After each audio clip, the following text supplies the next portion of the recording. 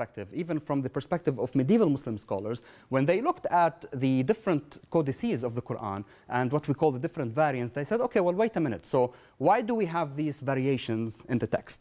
Why do we have textual variations? Why did some of the companions of the Prophet have different codices from the main codex, of Uthman, okay, the third caliph?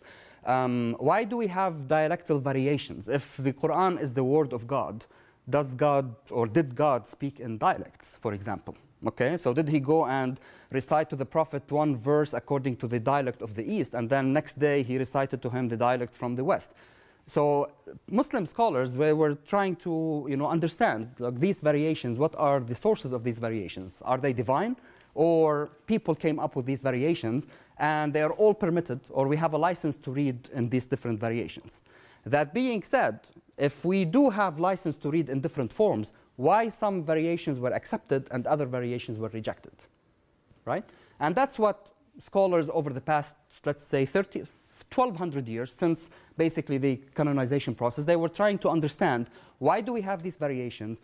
Can we come and recite again to variations which are considered to be not canonical or not standard? Or is it only the standard variations that we can recite?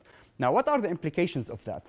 Yes, you can basically now, I can come and recite something which is not canonical, but that doesn't mean anything. The important thing is a liturgical space. So if you want to pray, you have to pray and recite the Quran according to those 7 different systems. You can't pray and recite something outside those 7 systems.